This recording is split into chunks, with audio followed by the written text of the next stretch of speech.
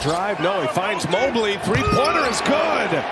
And here come the Cavs. So after the Cleveland Cavaliers lost their first game in a month to the Pacers on Sunday, all the panic and overreactions started to pile in. I know I say it all the time, but I still am astounded by the lack of respect that this team gets. And the league is going to regret not taking this team serious because they are so resilient, they always respond, and even when they aren't playing their best like we saw tonight, they are still a significantly better basketball team than pretty much anyone in the NBA. In this video, I'm going to talk all about how the Cavs were able to bounce back and get a huge win on national TV. I'm going to talk about Donovan Mitchell finally getting back on track, at least in that first quarter, and so much more. But before I begin, I want to give a major shout out to Cleveland's cool clothing. As you may see with what I'm wearing right now, I know it's hard to get it in the camera, they sent me a ton of cool stuff. They got sweatshirts, customized t-shirts of the players, like this Jared Allen one. They have so much stuff, and it's not only Cavs. If you're a big Guards fan, they have this sick tribe shirt that is a mix of the Indians feather and the Cleveland sea. It's my personal favorite, so definitely go check them out. I'm not just promoting them to promote them. The product is so quality,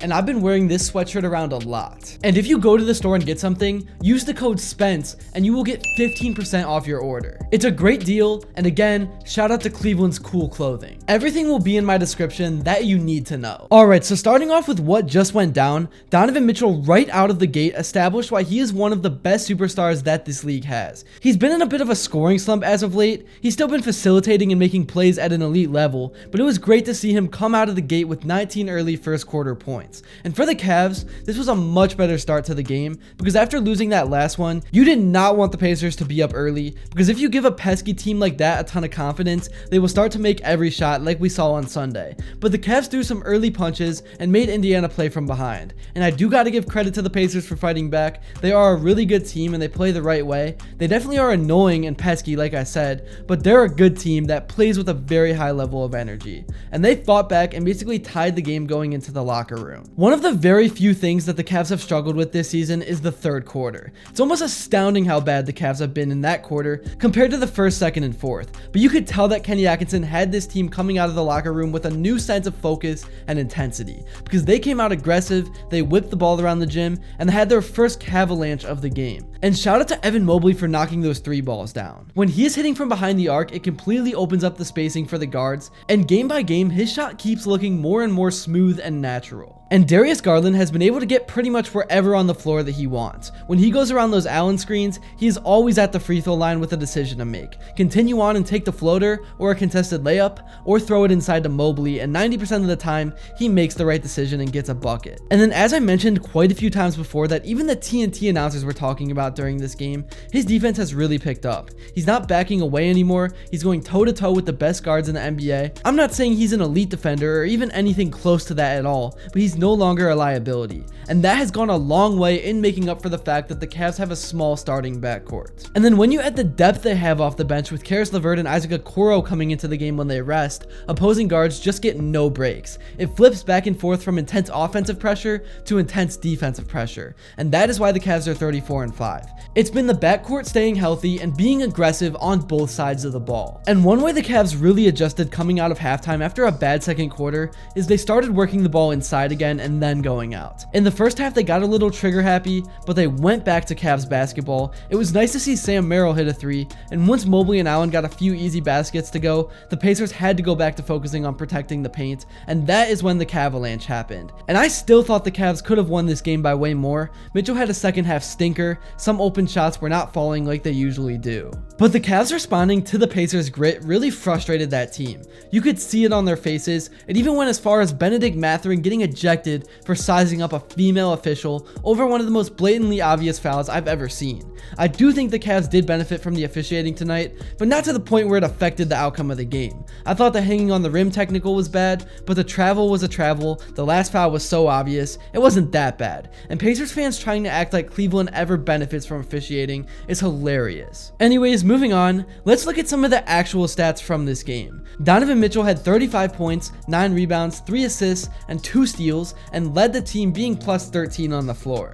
Darius Garland had 24 points and 7 assists with a steal. I thought he played really well, especially considering that he got a little banged up. Evan Mobley had a double-double with 22 points and 13 rebounds, and he had that 2-minute stretch that changed the game when he got red hot. And then Mr. Consistent Jared Allen had 16 points and 9 rebounds. I think by this point, it's clear that the Cavs have 4 All-Stars. You don't go 34-5 without having unreal depth and a very outstanding starting lineup. And it really is still crazy to me to watch how all 4 of these stars make each other better. Because over the last 2 years, the main headline with this team was that the core 4 needed to be split up and they didn't work together. But Kenny Atkinson has completely changed that narrative, big thanks to Mobley finding his jump shot, and I really love the rotations of how Mobley will play with Mitchell a lot and Garland will play with Allen. It's a great way to keep the fire coming, to give the opposing defense no break.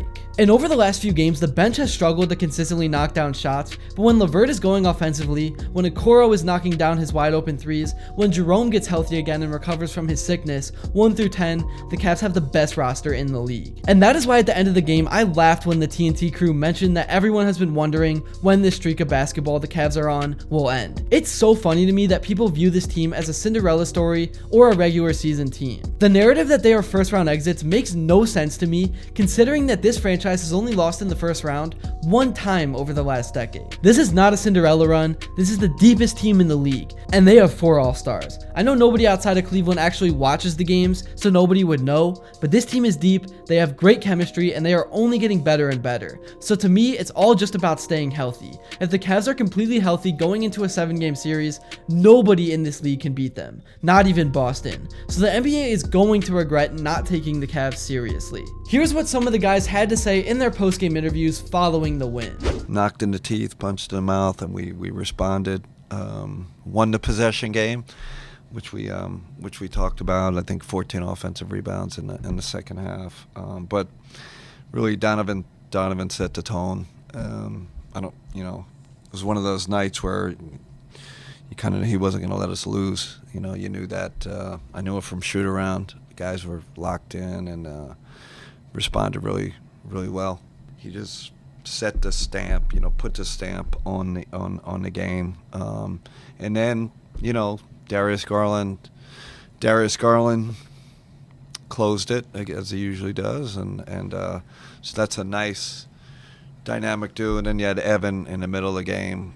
The second half he really woke up and played well. So those 3 guys,